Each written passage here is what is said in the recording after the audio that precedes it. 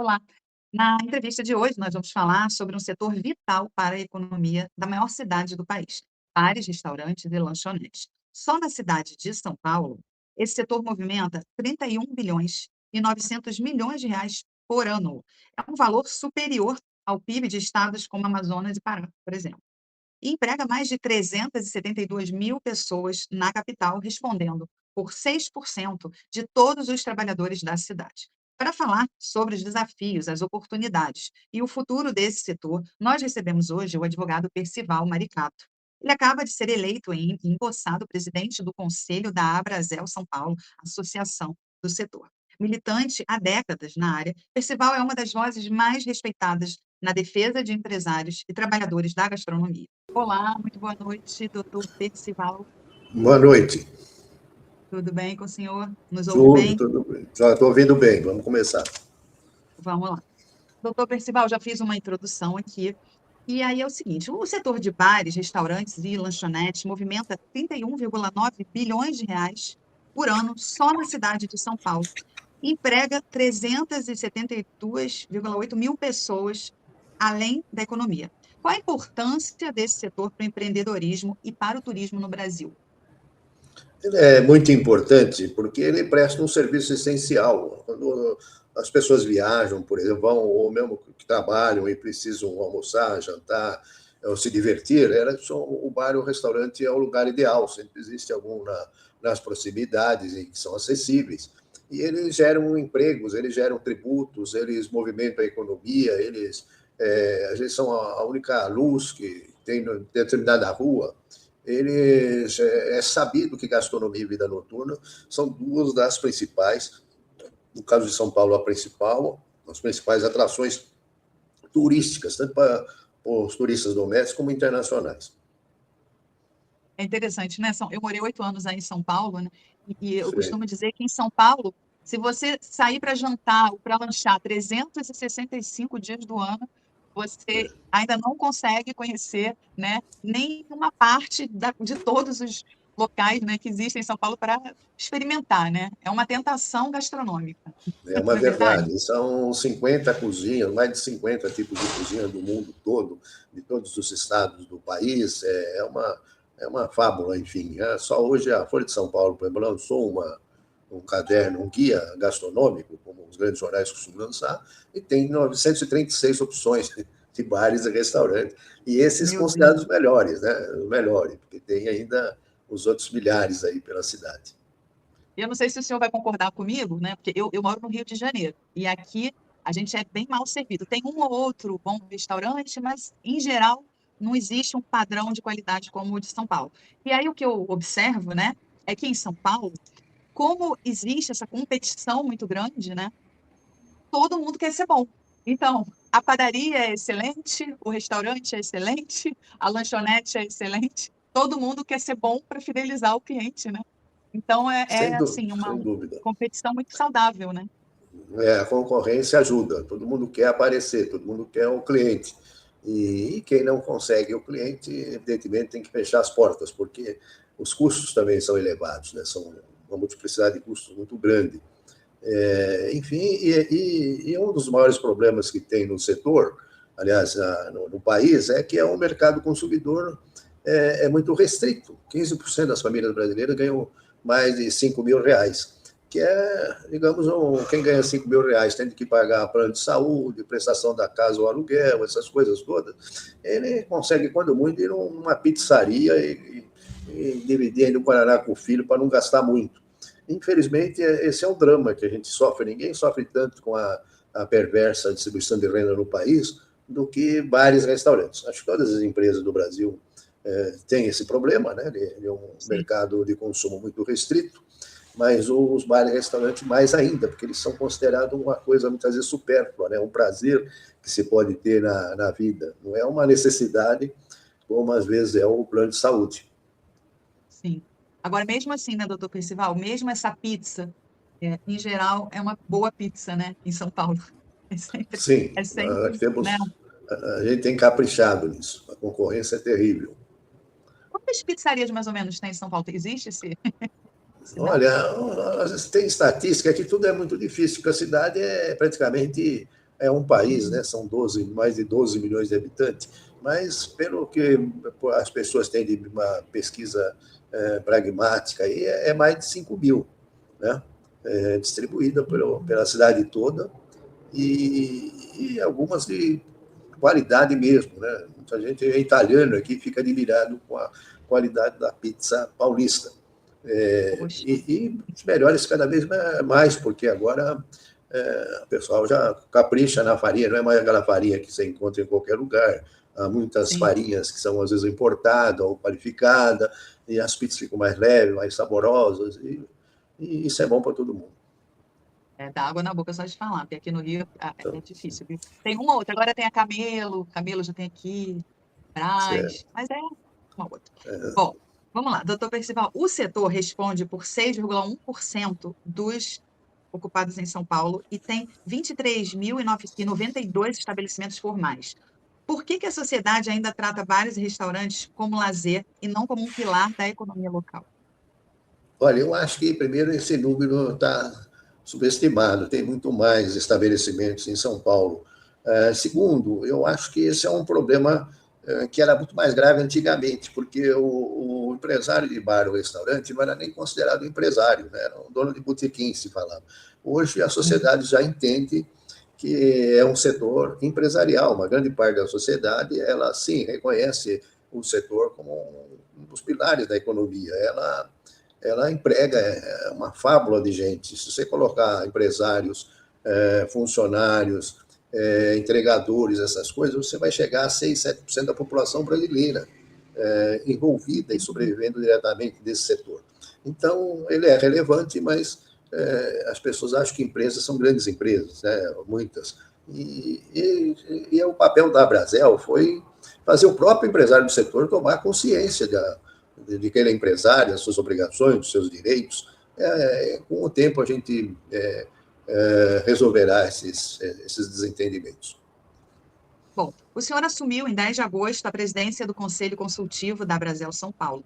Qual é a função desse conselho? Qual é a primeira grande entrega para os empresários da capital, doutor Percival? Olha, o conselho como diz o nome, aconselhar, mastigar, discutir, avaliar situações, problemas que o setor tem, né? Então, nós, por exemplo, identificamos no setor de bar e restaurante muitos problemas que, por exemplo, jurídicos, na área tributária, trabalhista, na área do consumidor, comerciais. Então, só nessa área. Você vai, tem marketing, tem administração financeira, tem muitas legislações onerosas e restritivas de funcionamento. Todo dia, às vezes, um vereador quer aprovar isso, aprovar aquilo.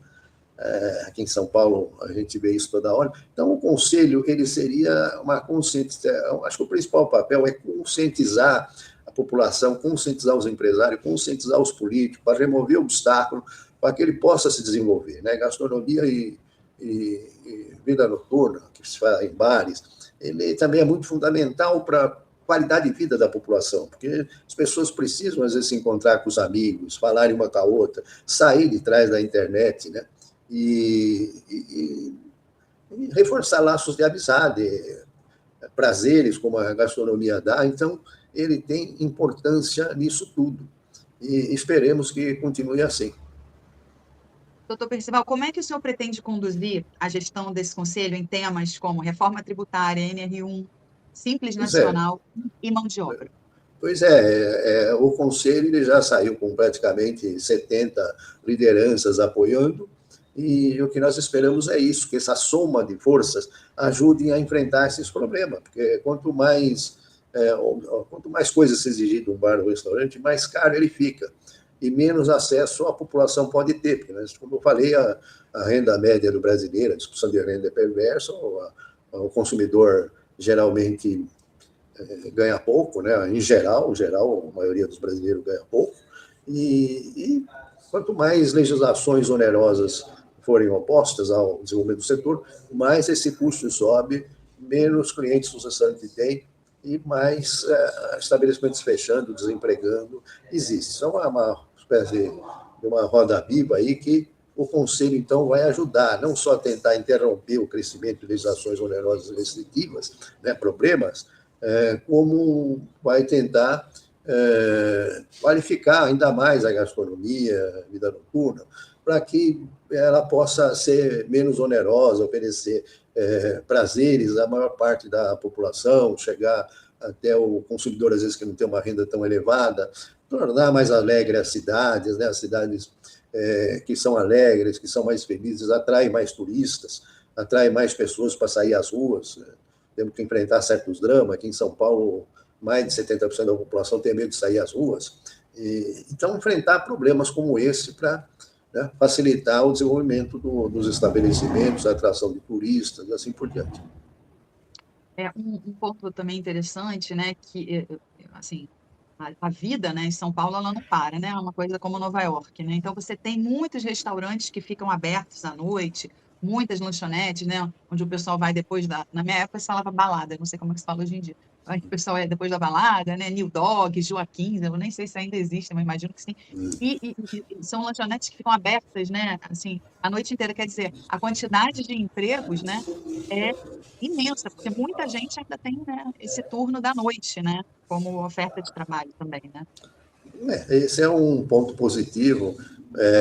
A cidade, ela vive mesmo. Ela não, talvez não seja como antigamente, que tinha a boemia era mais intensa. Hoje o que sobra umas baladas e lanchonetes, que também ficam à noite, porque à noite tem muita gente que trabalha à noite, circula à noite. Então a cidade não pode dormir, uma cidade como São Paulo, né? Tem estabelecimentos que ficam abertos a noite toda e que ajudam a prestar esse serviço para uma população carente. Um dos problemas que nós temos na área de bar e restaurante, que também vamos discutir, é que, por exemplo, funcionários aí que saem 2, 3, 4 da manhã e precisam de uma condução para voltar para casa, não a tem, né? Então, é um problema também, tá? Que é um dos aspectos negativos dessa questão de trabalhar à noite.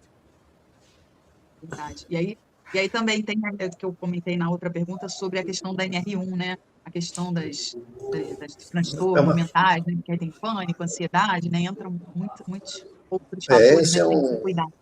é um drama para a pequena empresa, porque muitas vezes o cidadão ele realmente ele tem dificuldades, ele tem problemas de esgotamento mentais, não tanto às vezes devido à empresa ou emprego, mas devido a toda a vida dele, como eu falei. Às vezes o cara trabalha no emprego aqui no restaurante aqui na cidade, na Vila Paulista, mas para chegar aí ele precisa de 2 horas de condução para vir, 2 para voltar. Não ganha, às vezes, o suficiente para dar uma boa qualidade de vida, uma certa segurança para a família. Então, existem múltiplas situações que levam a esgotamento mental, a problemas mentais. Nós sabemos que as empresas têm suas obrigações também, né, de colaborar com isso. A NR1, o problema é que ela é um pouco subjetiva, né? Mas nós estamos tentando equacionar de forma a poder contribuir, porque o funcionário que tem problemas de saúde mental, isso não é bom para o atendimento do cliente, né? Para um funcionamento mais equilibrado, um ambiente, né, melhor dentro do restaurante. As empresas têm sim que ajudar, só vamos ver como é que vai ser aplicado essas questões subjetivas, que às vezes depende de cultura, de impressão, de biologia, de formas, enfim, de observar esse tipo de problema. Agora, doutor Percival, São Paulo tem 85% dos estabelecimentos como MEI e 80% com até 19 funcionários. Como é que a Brasel vai defender esse micro e pequeno empresário no debate do imposto único? Olha, a Brasel aprendeu essa lição, né, que ela é de todos os empresários, não só dos grandes empresários. Começou lá atrás com grandes empresários, depois que a gente percebeu que nossa obrigação é tratar de todos, né, os problemas são de todos, então ela procura ter política para todos. Agora, no caso dos MEIs, então, nós também procuramos dar curso, nós temos uma escola de bar e restaurante, a ESBRE, que dá cursos para todas essas pessoas, inclusive para os MEIs, né, que é uma novidade até no país, mas que gerou milhões de empreendedores que a gente quer que deem certo mesmo, porque eles atendem uma parcela da população que às vezes os restaurantes de mais sofisticação não conseguem atender. Então, sim, vamos dar atenção às MEIs, à EPP, a pequenas empresas, assim como às grandes empresas. Eu tenho aqui uma informação que a informalidade no setor chega a 44,5%. São quase 166 mil pessoas, certo? Como combater essa informalidade sem matar o empreendedor que abre uma barraquinha, por exemplo, para sobreviver? Olha, não sei, mas os números que eu tenho não chegam a tanto. De Tá. qualquer forma, nas periferias das grandes cidades, muitas vezes o sujeito abre mesmo, pega uma garagem lá, põe uma geladeira, abre. E, então a informalidade é grande porque formalizar sempre tem um custo. E às vezes o cara não consegue sobreviver nem com esse empreendimento informal, quanto mais com o formal, que exige contabilidade, contador, atendimento a questões burocráticas, né? O que a gente acha é que com a melhora da economia, distribuição de renda, atividade econômica, mais geração de riqueza, talvez a gente consiga ir diminuindo isso. E a reforma tributária, que finalmente saiu, ela vai ajudar a resolver isso, né? Porque a pessoa, no ato do pagamento, ela já vai ter que repassar aos fiscos municipal, estadual e federal a cota de impostos daquela venda. Então, acredito que isso vai ajudar a resolver e muito a atividade, a diminuir a informalidade. Agora, o salário médio do trabalhador formal da gastronomia, segundo dados aqui da redação, em São Paulo, é R$ 1.756, metade da média da cidade. Como é que se concilia, né, o valorizar o trabalhador com a margem pequena do empresário? Pois é, isso é porque eu tenho livros, inclusive publicados, tem essa lista. Há mais de 100 itens de custo no que se serve dentro de um bar ou restaurante. Então, essa parafernália toda é que impede que muitas vezes o trabalhador ganhar mais, né? Você falou do imposto do pecado, aí, imposto seletivo, por exemplo, que se esse pessoal colocar mais imposto sobre uma cachaça, uma bebida alcoólica, o que vai acontecer é aumentar a informalidade, que é essa questão da economia, né? O negócio custa muito caro, as pessoas procuram uma outra solução para atender aquela parcela da população que só pode pagar X. Enfim, é uma questão da economia em geral, né? Que faz com que o trabalhador, às vezes, ganhe menos. O interessante era distribuir renda em geral para que a economia fosse fortalecida e assim a pequena empresa também pudesse pagar uma remuneração decente, né? Porque essa questão de pagar essa média de remuneração, a gente sabe que é muito reduzida, é que faz girar essa máquina infernal de que nós não temos consumidor à altura para consumir produtos de qualidade no Brasil, portanto, nós não desenvolvemos produtos de qualidade, bares e restaurantes de qualidade suficiente para toda a população. Então, é um problema de uma economia como um todo. E é preciso resolver essa questão. A meu ver, é o que eu falo, distribuição de renda. Formar um mercado de consumo que permita às pessoas terem maior poder aquisitivo. Um empresário brasileiro, por exemplo, ele não pode competir com o americano e o chinês jamais. Um americano ou um chinês fabrica um produto e vende milhões e milhões, dezenas de milhões, às vezes. O brasileiro não produz alguma coisa com valor agregado, não consegue vender, porque em 50, 100 mil pessoas que no Brasil concentram a renda. E isso é muito ruim, né? Isso evita. Você não, por exemplo, como é que você vai competir com o chinês ou o americano se você não tem a chamada economia de escala, produção de escala, né? Produção que permita fazer pesquisa, produzir em massa, vender bastante, aperfeiçoar tecnologicamente. Então, eu acho que é um problema político. Vamos ver se conseguimos resolver isso algum dia.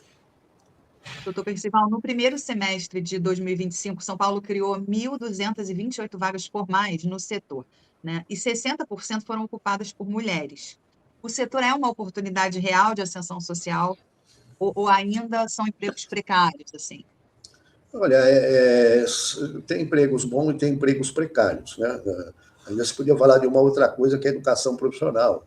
A mão de obra de qualidade é muito difícil. E agora não tem nem mão de obra de qualquer tipo suficiente para atender os bares e restaurantes. As mulheres, sim, elas são maioria até dentro do nosso setor, né?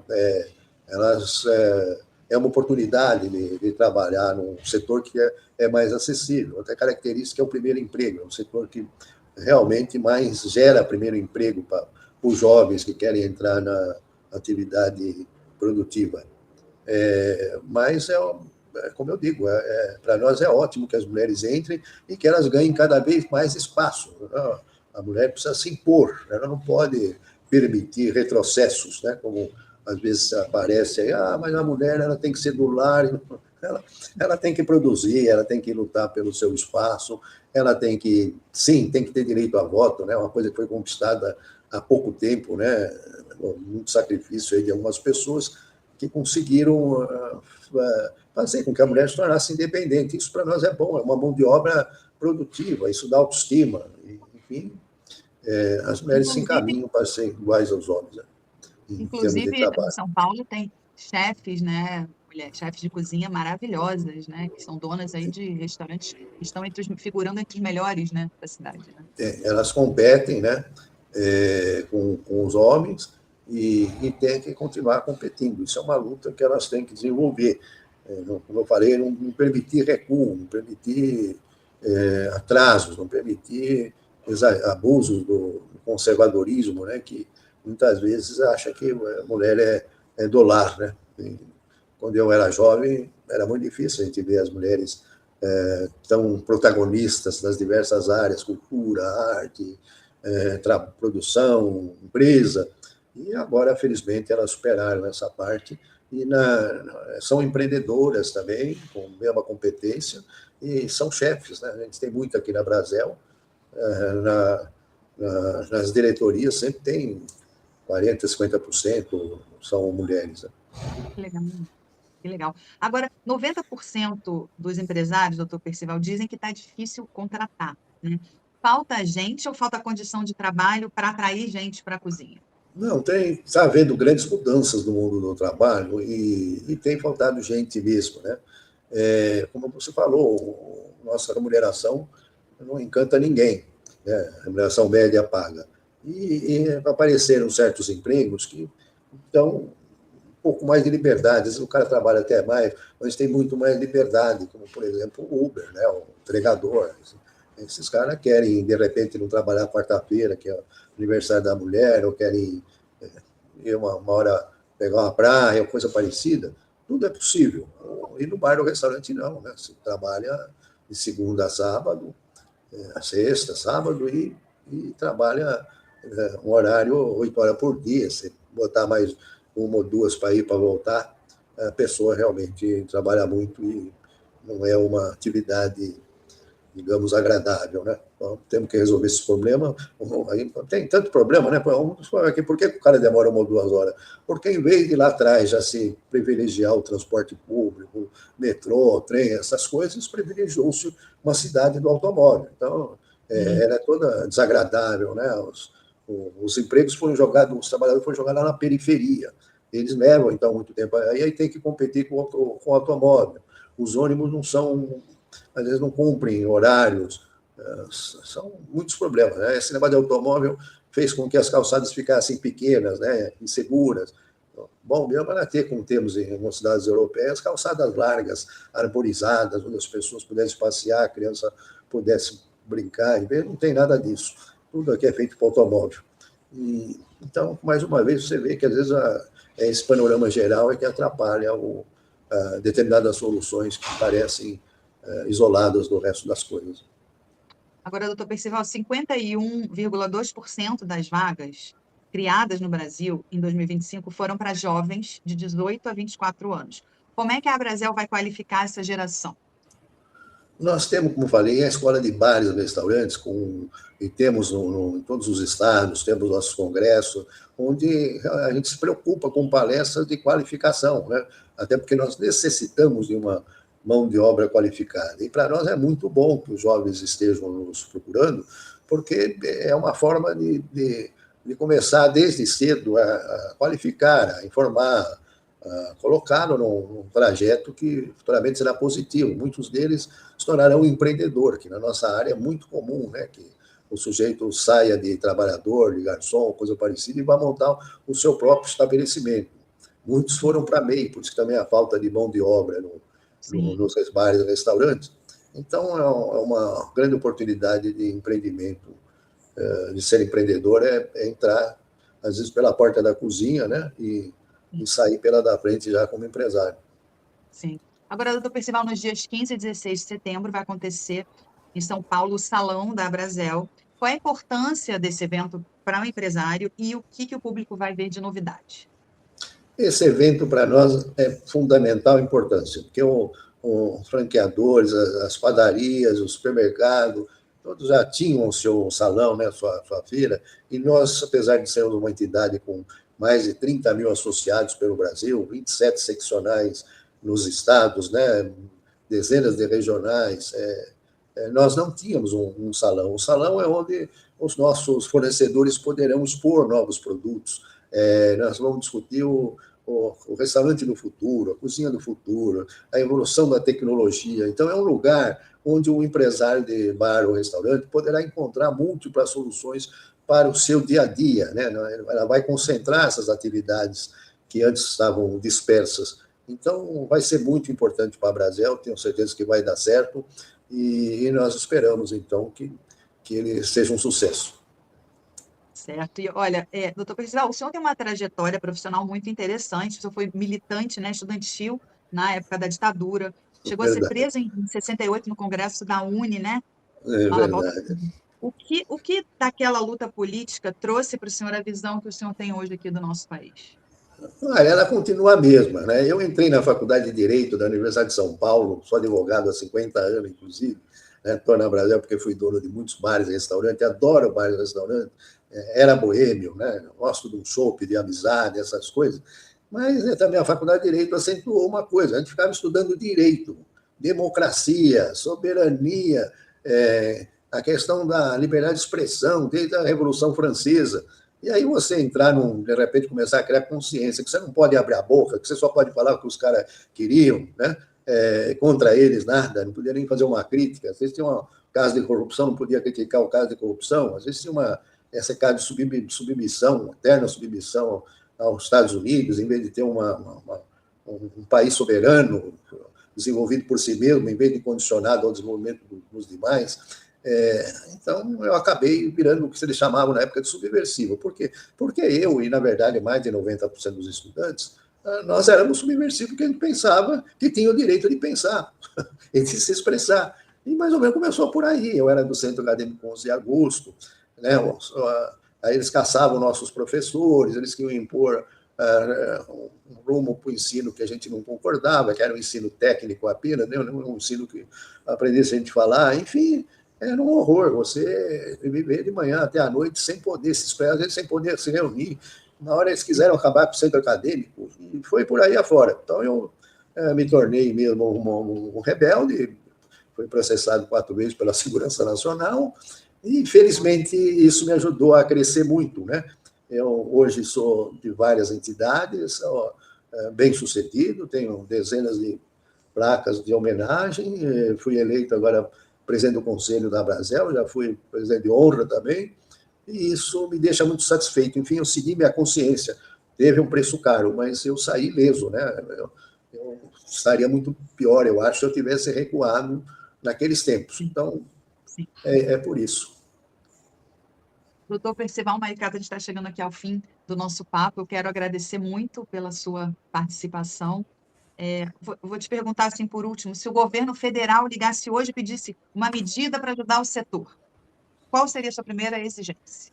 É o que o governo federal está tentando fazer, não, conseguindo alguma coisa, quer distribuir renda, porque distribuir renda é criar mercado de consumo, dar mais qualidade na vida das pessoas, acabar com a insegurança alimentar, enfim, tudo isso seria muito bom para os estabelecimentos. Eu já disse que uma pequena parcela consegue, às vezes, acessar um estabelecimento de melhor qualidade. E para nós, o bom é que toda a população brasileira pudesse entrar num bar ou restaurante. Olha, por último, eu quero fazer aqui um registro. No próximo dia, para quem está nos assistindo, no próximo dia 31 de agosto, o doutor Percival Maricato vai ser homenageado pela Câmara Municipal da capital paulista, vai receber o título de cidadão paulistano. Parabéns, doutor Percival. Muito obrigado. Muito obrigado.